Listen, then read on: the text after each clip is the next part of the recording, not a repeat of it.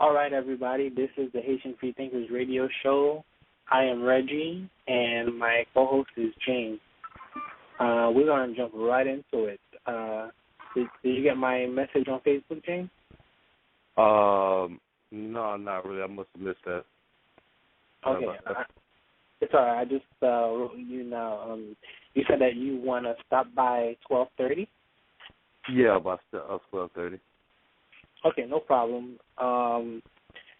Everybody, this is the Haitian radio show. Like I said before, my name is Reggie, and my co-host is James. And we come on every Saturday night at 11:30 p.m. Sorry, yeah, 12:30 in the brain now. Every Saturday night at 11:30 p.m. And our show used to be about an hour, but now we're back to the 30 to 45 minute format. So tonight will work well for you, James. So the show will be live up until midnight. I want to let all my listeners know that if you are listening live, you can call in at 646-652-4442, 646-652-4442. So let's jump right in. Let's talk about our week, and let's go on what's going on with you. My week was okay. Just worked, and that was about it. Today we had a Martin Luther King parade in my city. Okay. Yeah. Other than that, that was about it. Okay, that's cool. My week was good. In fact, my week was very busy. I was able to do an interview with Terrence Courtney from Baji, who's a member of Haitian FREE Thinkers. I was able to interview Dr. Patrick Anthony Williams during this week. So there's an interview of both of these gentlemen on the Haitian FREE Thinkers show. I did another interview on somebody else's show a few hours earlier. The show is called Fundamentally Flawed. You can look them up on YouTube. So I had wrote the host of Fundamentally Flawed. His name is Alex Botten, Botten, and I asked if I can come on, and they scheduled me to come on, and we did that for about 2 hours. Whew, excuse me. So it was full of work concerning this platform. I'm going to be working on a new promo for this show, which should come out soon. I'm going to do a English and a Creole version one. So other than that, the family's doing good. Martin Luther King Day is Monday officially, and I have to work, unfortunately. I was passed out. So 9 o'clock, I have to be out there doing whatever, but that's okay. That's how I earn a living. And I'm healthy, so I can't really complain too much. So that's my situation. That's basically with me. I'm healthy. I'm okay. So during the week, stuff happens, and I try to come up with topics for the show. And you had an interesting topic you wanted to discuss. You texted me. Can you let me know what you wanted to talk about? What you wrote me? Yeah, it was a report on the news. They had said this back in 2007, but it didn't really have any ground. But they were saying new studies showed that, especially with a lot of teenagers, they're not becoming new members of Facebook. They're not, Facebook is not, the membership is not growing as much as it was before. And a lot of people, like 20% of the people that were on Facebook have said they've stopped Facebook altogether, and about 61% of people said that they take a break from Facebook from time to time, for a couple of months or a couple of weeks or stuff like that. And I was just wondering, because because of Facebook, I met so many people in the skeptic community, atheist and agnostic community, and I was wondering if it wasn't for Facebook, where would the community be? And if they shut off Facebook right now, what would happen to the community?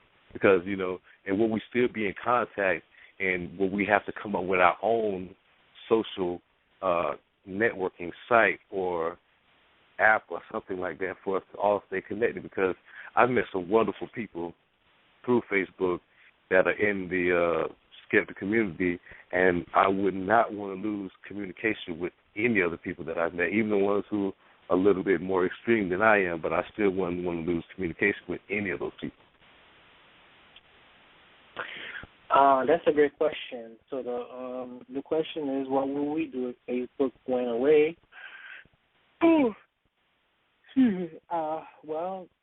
I think that we would move to another social network. Like, I'm learning to use Google Plus, which I'm not the best at right now because I'm so used to the Facebook platform. I don't know if there's any groups on Google Plus as far as like Facebook is, but I would have to look for them. Obviously, you can go back to MySpace, and based on what you're telling me, it seems like Facebook could eventually go the way of MySpace, which MySpace still exists technically, but nobody. Well, I don't know many people talking about it. Also, there's atheist-exclusive online places like Atheist Nexus, which I've been there a few times. Again, I haven't mastered it or anything, but Atheist Nexus, it would be a place I would think to go. But I agree with you. I really would not like to lose Facebook because, like you said, I met a lot of people, and Facebook has been key for growth for everything. I mean, Facebook is how we operate as Haitian FREE Thinkers. So exactly, that's what I was going to say, because you named a couple of those social networking sites and stuff like that, but there's a lot of older people who are in community. They don't keep up with those. They wouldn't keep up with those. Like, it was like Facebook is like, it's like the ultimate spot for everybody that you want to find, And it's like if you go, you have to have like 5 social networking sites to have all the same amount of friends you would have if you just had Facebook, I agree. It would be an adjustment that we would have to make. For example, Haitian Free Thinkers, our primary meeting place is Facebook, so I would have to send kites and texts and let everybody know that we've moved the operation to whatever is the best place for us. But as far as the other people, I don't know. That's a very good question. Like, just the thought of Facebook not existing is a bit weird, and because it's been a wonderful tool for what we're doing. But like I said, the thing that comes to mind is that we would move over to another platform. Now, I don't know if you have a second big social platform, do you? What did you say? I'm sorry? Do you have like another like a social platform other than Facebook that you are used to or you use a lot? I have other ones like I have like Kick, and there's some other ones, but they're not they're not like Facebook where you could look for an actual group or community of people. It's not the same, It doesn't have. I guess I've gotten so used to Facebook and the way it works that it being on another site, it would just feel kind of different. I'll basically have to adjust again, basically. Exactly. And speaking of social media, I want to let everybody know tonight that we are on Twitter officially. You can look for us at Haitian FREE Thinkers. The @ says Haitian Atheists. So Haitian FREE Thinkers or Haitian Atheists should land you directly to our Twitter. I just put up the Twitter account because I've had requests to be on Twitter so that we can have a Twitter presence. And at first I was like, well, that's just a little bit more, I guess, work for me to do as far as keeping up with that. But it's working out well. I have a few followers, or we have a few followers already, because it's not about me necessarily. It's not about me. So it's just about me keeping up with it so far. But so we're on Twitter right now. Also, I started an Instagram account, and once again, just search for Haitian Free Thinkers, and you'll find the Haitian Free Thinkers Instagram. So yeah, we would have to readjust, and we can do it. It'd be a little bit a pain in the butt in the beginning, but if that's what we have to do, that's what we have to do. The way I look at it is that Facebook is kind of free. I mean, we don't pay any money. They're making a lot of money off of us, but I mean, eventually, changes can happen as far as, them not being there anymore. So we just would have to do the old-fashioned stuff or go to one of the other social networks. So that's just all that we could do so far. So I want to remind everybody that this is the Haitian Free Thinkers radio show. My name is Reggie, and my co-host is James. The guest call-in number, as always, is 646-652-4442. That's 646-652-4442. Tonight's show would be a little bit shorter than the ones that you've been listening to previously, because the promo that Blog Talk Radio gave our show will end probably after the show. Basically, there was a technical difficulty which I called in about, and they helped me out. And then for my troubles, they gave me about 2 months worth of an hour and a half worth of shows for free. But that was only 2 months worth, and this show is the last one, or should be the last one in that format. So we're going to go back to the 30-minute format, and it includes a 15-minute unofficial overtime. But tonight will be on until about midnight. So the other thing that I thought about during the week, well, I thought about a lot of things, but as far as the show is concerned, I thought about like rappers in STD, and then you mentioned that ODB was the only one. Well, as far as perhaps you and I know, I don't know if you have anybody else, but I was wondering. Hey, repeat that part one more time. I had texted you asking you if rappers would ever talk about having sexually transmitted diseases. I've actually thought about that. And you wrote me back that ODB is the one that admitted it, that he had it. Yeah, he was the only one that I remember.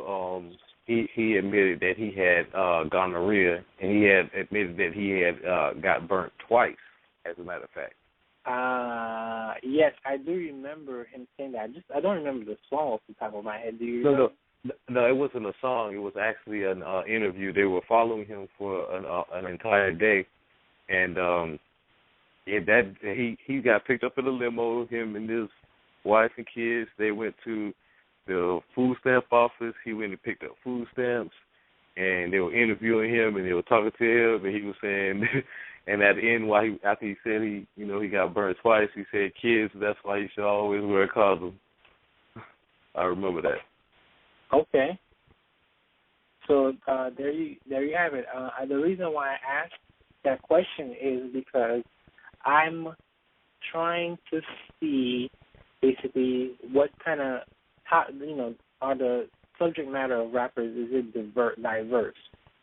Because I think most rappers that are popular talk about the same things over and over again, which is, riches and females, how hard they are, etc. But, I wanted to know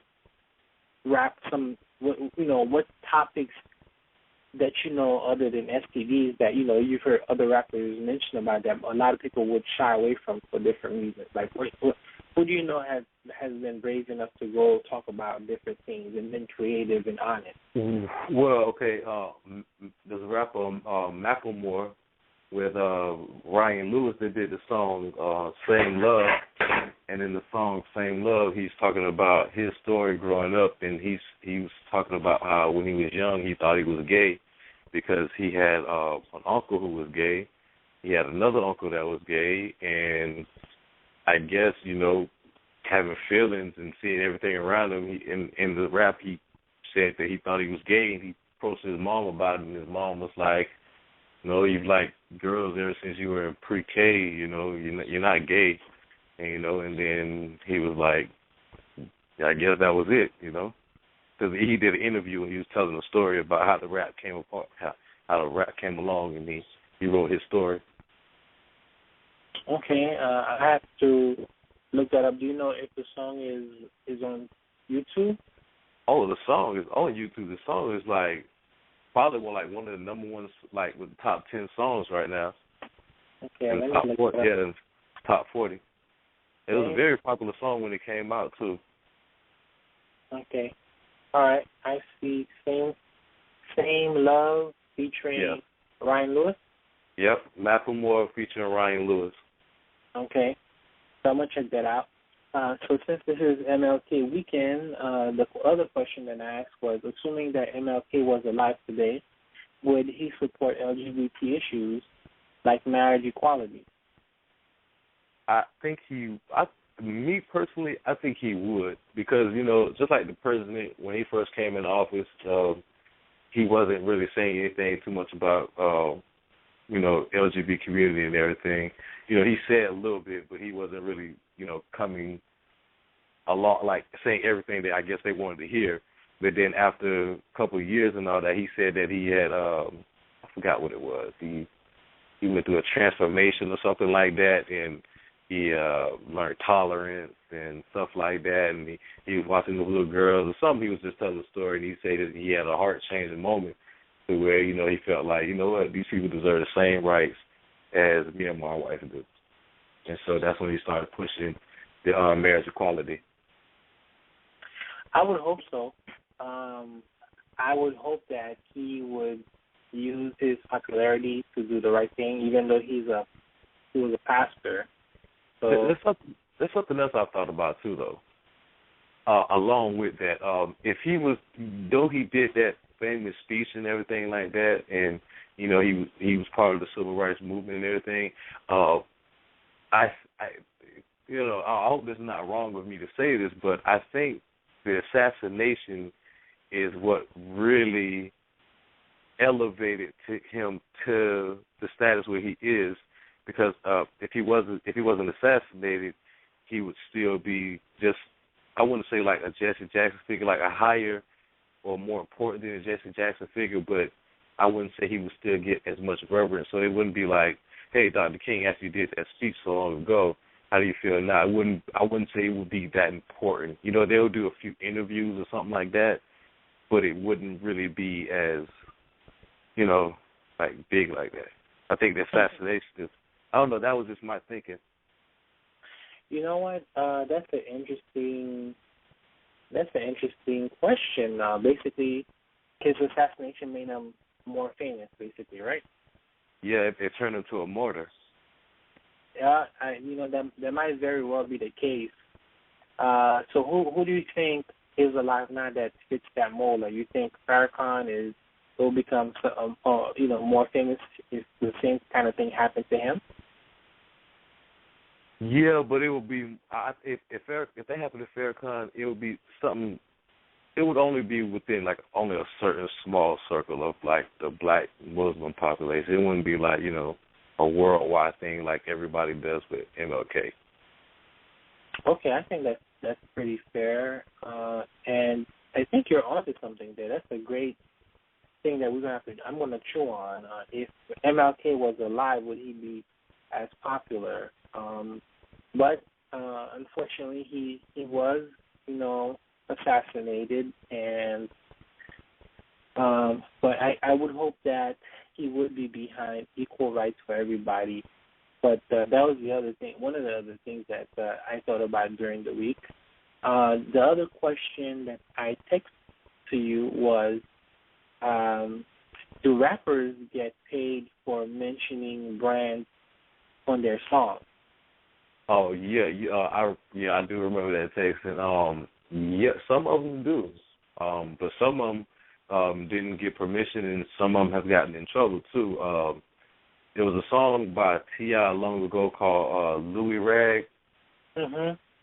Okay, he wanted to do a video for that song, but I think he did a video, but the makers or the people who own Louis Vuitton basically sent them a letter, like a cease and, desist order, like you can't use our logo and our stuff in your videos, because you stand for a lifestyle that we don't promote, basically.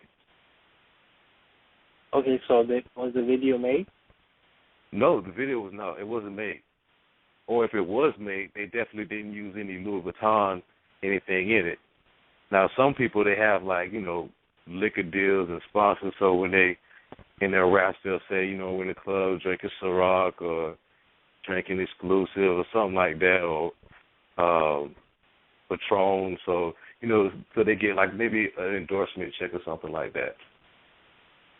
Okay, I asked because the Maybach Music Group always mention Maybach, and I'm like, okay, I almost hope that they're getting paid. Because well, see, when the people yell Maybach, they're probably talking about the music group, Maybach Music Group, which is that's Rick Ross's music group. So I don't think it's not like the people who it's not like Rick Ross has to pay Maybach Music for using their name Maybach, because it's not like saying, we're like a Maybach car. We're just Maybach Music. We're a music group. Well, I'm thinking that why didn't they choose a name that's more from scratch? Why did they got to use Maybach, which is a car company? It's a luxury car. It's just like saying Cadillac Music Group, BMW Music Group.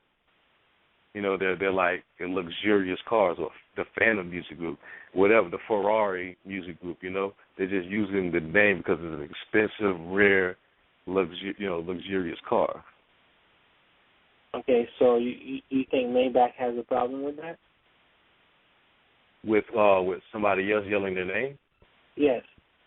No, because they're probably affiliated with Maybach Music Group. So when they say Maybach Music, they're probably, it's like promotion for Maybach Music, especially if they're affiliated with them.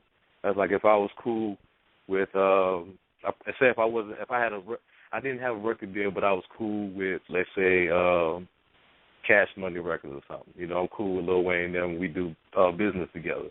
So if I come out with a hot song or something like that, especially if they've helped me out with studio time or something like that, I'm going to help promote them and show my gratitude and show the love back to them by saying their name in my song, to show okay, respect, and we get money together and we're cool with each other. Okay, excellent. All right, everybody, this is the Haitian Free Thinkers radio show. My name is Reggie. My co-host is James. The guest calling number is 646. Once again, the guest calling number is 646-652-4442. Haitian Free Thinkers is one of the world's few places where Haitian secular types are able to gather. We work primarily on Facebook, which we hope continues to exist because that will make it a little bit annoying to regather in another space. But right now, Facebook is where we gather. So if you are on Facebook, just look us up, Haitian Free Thinkers. We are also now on Twitter. You can email us at HaitianFreeThinkers@gmail.com, and you can also call our Google Voice number, which is 678-820-9474. 678-820-9474. We are now on Instagram. So we're talking about different things about MLK, rappers and everything. We try to keep it diverse and fun. And our show usually comes on every Saturday night at 11:30 p.m. on Block Talk Radio.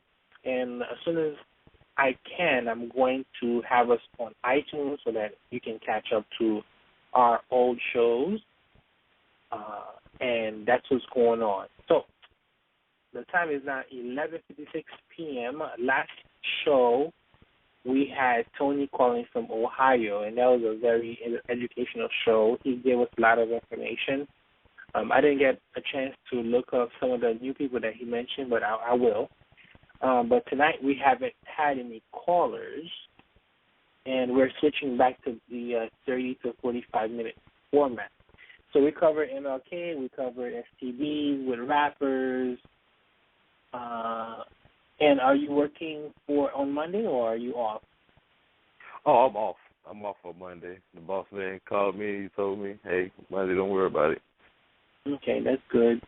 Yeah, so I'll be out there doing who knows what. Mm. So the last question we're going to touch on tonight, since we're not going to stay too long, is there ever a reason to interfere in other people's culture? And the reason why I text you that was because, religious people, like especially Christians, they go out and they proselytize to try to get people to become Christians.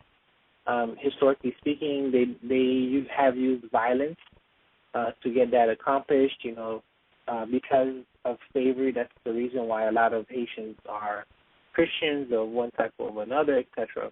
But, sometimes it might be the right thing to do to interfere in other people's culture. And I wanted your thoughts about that. And the reason I struggle with that is because I believe that people should be left alone generally. But I was watching a show on PBS, I think it is, that talked about in Ethiopia, the men are impregnating young girls. They're marrying girls when they're young, and that's causing the women physical harm when they get pregnant, and a lot of these girls' lives get ruined. And so I would want to go over there and say, hey, that's not right. You can easily stop this by stop marrying girls and stop getting them pregnant at a very young age because their body is not fully mature to handle a baby. So that might be seen as a way of interfering into the Ethiopian culture. But overall, I want to know your thoughts about that. Well, that's definitely horrible right there, that situation over there in Ethiopia. As far as different countries have different laws and stuff like that, so it'll be hard for you to just go there and just change, their culture and everything like that forcibly. Now, what you could do, I would say, I wouldn't say just go in there forcefully interfere. What I would do is educate and show the people that there are alternatives to what they're doing. And if the girls, they're forced into it, but if you give them a way or show them a certain way or a way to get out of that situation, a lot of them may take that. I read an article about Muslim girls who are young and who suspect that they're going to go back to their country, their parents' native country, to be married. A lot of them have been sneaking like silverware in their clothes. So when they go to the airport and go to the checkpoint, the noise will go off, and then they'll go in the room in the back by themselves with an officer or security person, and they'll tell the person, hey, I'm scared. The reason I hit that fork or that spoon in my underwear is because my parents are scared they're going to take me over to Pakistan and they're going to make me marry some old guy, and I don't want to do that. And then they give them a way out of that situation. Real quick, we have Tony from last week that's on. He's calling in. He's on hold. Do you mind if we put him on? Oh, no problem. Hello, Tony. Hey, what's up, guys? Hey, how you doing, man? Not much, man. I just seen your show was on. I almost missed it because I was looking in the wrong category. Oh, okay. Bad problem, bro. Yeah, thank you for joining us again. Tonight's show, it won't last as long, so we're probably going to be on for the next 5 to 10 minutes or so. But we've covered like a variety of topics. But right now, the question that we're addressing or asking is, when is it ever okay to interfere in other people's cultures? And the reason why I asked is because I saw a documentary on PBS about young girls in Ethiopia who are getting married at a young age, and they're getting impregnated at a young age, and that messes up their body, and it's a little bit of an epidemic. And I really felt really sad about that because I have 2 daughters, and I believe that, they should have the right to, good health and all that kind of stuff. But maybe this is my westernized thinking. And I was really torn because I don't like people interfering in other people's cultures as far as religion normally. But I was asking James, when is it okay, if ever, to interfere in other people's cultures? And James brought an example that I was not aware of about Muslim girls sneaking silverware into their underwear just to be stopped by the TSA, and then when they're frisked, they tell the officer that, hey, they're afraid for their safety, and apparently the TSA is supposed to just basically take them away from the situation, which I didn't know about that. Did you know anything about that? No, I never heard of that before, but it sounds like a smart idea on their part. I mean, I don't know, you guys are atheists, so you'll grasp this more than most people, but I mean, if a religion is coercing people into certain things, then, I think somebody should probably step in. Now, it's unfortunate from my point of view as an anarchist that the state exists.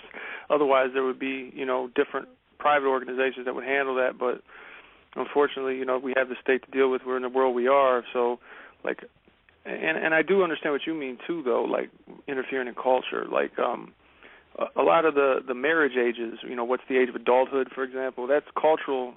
And in different parts of the world, it's different because it's mostly based on lifespan. So if you're in a third world country where people die at 50 years old or 45, then clearly adult age is going to be younger, And if you just go back even in the United States, just, 200 years, you're going to see in the early, colonial period and the early, even, like the Articles of Confederation time period before the Constitution, you'll see that people were getting married at 13, 14 years old, and they were expected, the social norm was to have kids by the time you were 15 or 16. I mean, I don't agree with that, but that's because lifespans were so much less than they are now, But if you look into parts of the country like New England where it was more economically developed, then you'll see that lifespans were longer, and because of that, the age of adulthood in a social norm was considered higher. We've kind of fluctuated on that in the United States. We've kind of went between 21 and 18. It used to be across the board 21 was adulthood, but now it's kind of like 18 for most things, but you still can't drink, or in some states you can't buy like pornography or something until you're a certain age, right? 21. But ironically, you can act in, or if you call it acting, you can prostitute yourself on film, basically, in pornography films at 18, even though you can't buy them till you're 21. It's really weird. You can't gamble till you're 21 in most states, etc. But, yeah, like overseas, I don't think we should militarily get involved or anything, but if somebody comes to us and says, look, I'm a 12, 13-year-old girl, and I don't want to get married, and my parents are trying to force me to, or, even worse yet, they're trying to mutilate me down there, because they do that, too, in them Muslim countries, and I don't want to go for that, then, can you help stop it? But at the same time, we got to recognize our Western culture is rich.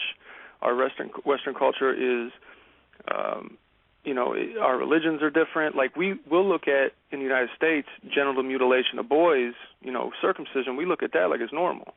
Well, that's the same way they look at cutting the clit off a girl in a Muslim country. You know what I mean? So we got to try to have an open mind about it and say, look, they're both wrong. You don't have to accept either one, but if you don't accept one, then you're not supposed to accept the other.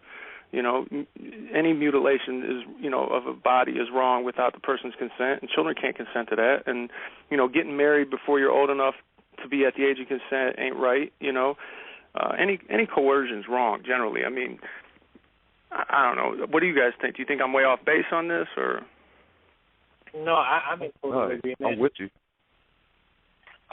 So do you guys have other circumstances where you are kind of undecided whether or not you should interfere in other people's cultures or lives? Because I have one more example, which I I would interfere in, but do you guys have any other examples? Well, it's to me, it's like when it comes to like again, like you said, it's the culture. It's like something that's been going on in their lives for thousands of years, and and they probably just accepted it, and and us on the outside, we're looking in and we're like, no, that's wrong, because we're looking at it through our eyes and our own experiences and our own lives. But, to them, they look at it and look at us like we're crazy, and, who's to say what is right and what's wrong, kind of, unless it's like blatantly, just killing someone out of maliciousness. Well, the example that comes to mind for me is another one from Africa, which is breast ironing. Are you gentlemen familiar with breast ironing? Yeah, they flatten them out to try to keep them from growing or whatever. Yes, and like the Cameroon area of Africa, still to this day, mothers, females, take their daughters and they take a hot stump or something when the child is about to become a teenager or develop breast, and then they take the stump and then they iron the chest of the child so that they damage the breast, basically. And what they do that so that basically the men are not attracted to them, and they keep them from getting sexually assaulted. Once I found out about that, I was horrified, and I wanted to, again, go over there and educate them and say, hey, that's not necessary. But, again, I'm conflicted because I'm feeling like I'm becoming like a missionary and it's, putting my values on them. But I still feel really bad for the girls because I think that's not necessary. So that's another example that I think of that I would want to interfere. Do you guys have any such examples? I think I've seen that same documentary. Actually, it was an actual documentary about that, and that was kind of weird. I couldn't remember exactly why they did it too, but thank you for reminding me. In Japan, I don't know if it's China or Japan. It's in Asian culture. I don't know which one. It might have been more than one. They bind the feet and deform the feet because big feet are ugly. China. Yeah, China. Okay, and I mean that's the same thing, but even worse because what you're saying is like it's a response to rape, being rampant. Which why not address the rape problem instead of deforming your kids? But with the Asian culture, it's even worse because it's not. It's just for beauty. It ain't because it's a response to try to keep your daughter from getting raped. It's because, big feet are ugly, so let's deform my daughter's feet to the point where sometimes even the toes will just rot and fall off. I mean, that's just, I don't. Again, I get back to coercion. Coercion's wrong. If you're doing that kind of stuff to kids, it's wrong. You should be addressing the rapist problem. This is where guns would be a good idea for them people over there. Like in India right now, they got a big gang rape problem. Guess how they're solving it? Women are getting the guns. And now it's starting to slow down a little bit because people are realizing, I'm going to get shot, That reminds me of like in the Muslim culture, if a woman gets raped, they kill her. That just doesn't make any sense. Yep. So would you be in agreement to interfering as best as you can? By interfering, it doesn't necessarily mean physical interference. Like if we were just to tell them that hey, please stop doing that. That's what I would count as interfering as well, by introducing or telling them to basically not do those things. Would you be okay with at least telling them that hey, you think that's not right? Yeah, education. Yeah. Yeah, because forced ignorance is a coercion. You know what I'm saying? So I don't see as you enlightening people as a coercion. That's not you being a missionary. That's you bringing the light of truth to them. And, I can't see that as a bad thing. If they want to reject the truth, you're not going to tell them, accept my truth at the point of a gun. You're just saying, hey, here's the truth. You can either deny it or accept it and move on. You don't have to do anything I'm telling you to do. I'm just giving you my ideas. That's fine. Forced ignorance, now that's coercion. When somebody says you are not allowed to educate a slave, that used to be something that happened all through the world. That is a coercion. But when the slave taught himself to read, now they want to hang him. Well, that's wrong. It's not the education that's coercion. It's the forced ignorance. Okay. Well, speaking of slavery, this will be the last topic of the evening. I just saw the movie 12 Years a Slave, and I felt very, what's the term? It was a very tough movie to watch. Have you guys seen the movie? I have not. No, I never saw the movie. I did not see the movie. Okay. Well, it got a lot of nominations and, you know, a lot of talk for different reasons. You guys haven't seen the movie yet, so I'm just going to reserve it until you guys see it to get your opinions on it. But it was a very tough movie to watch, and, you know, you have this whole MLK weekend thing going on. And I was thinking, once again, that basically, me and my friend at work were talking about whether or not those kind of movies are helpful in the race relationship, because some people are from the perspective, you know, we should leave it alone. Others were like, no, we should keep it real and educate today's youth, because a lot of people, black or white or other, you know, think that, you know, it's not important to talk about the past. So what do you guys think about those things, those questions? I think we should educate the youth, and also through movies just like that, you know, because a lot of times you try to put in a book or something like that, a lot of youth are not really into it. This way right here, you know, the mom and dad can see it, and, you know, and actually not make the child, but say, hey, you know, we're going to make this a family thing, and we're going to go see this movie together. That's how I feel about it. I just saw The Butler the other day, too, so. What is The Butler? That was the one about the butler that were the guy who was a butler in the White House for a lot of the presidents. Oh, okay. Yeah. That was a pretty good movie. Well, the one of the possible negative aspects of watching movies like that is that people get angry at white people today and want to harm them, and that's one of the concerns that some people may have. What do you think about that? That's well, very I remember when Malcolm X. Yeah, that's very ignorant. I remember when Malcolm X first came out. They didn't play it down here in the city where I stay. They didn't play it down here. That was a great movie. I don't think any of the movie theaters down here played Malcolm X when it was down here. That's probably the best movie Spike Lee ever made. He got robbed not winning on that. I agree with him on that. I don't agree with him on a whole lot of political stuff, but he was right. He got robbed. That movie was awesome. I don't know how he did not win for best movie. I mean, it's just such a great flick.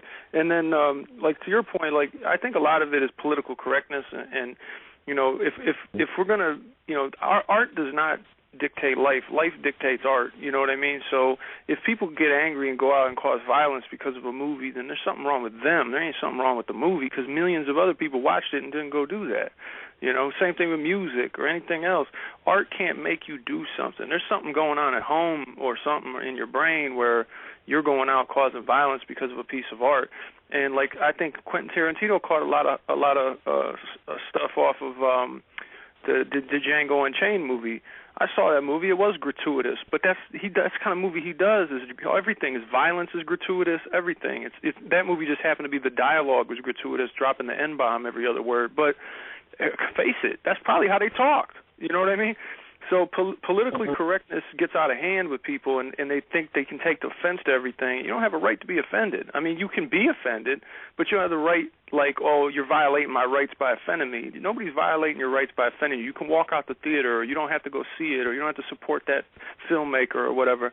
I haven't seen the movie you're talking about yet, but, you know, this goes back all the way to, like, Mark Twain when he wrote The Adventures of Tom Sawyer, because he used the N-word in there so much, and people took it like that was a racist book. But if you pay attention to Mark Twain as a human being, he was anti-racist.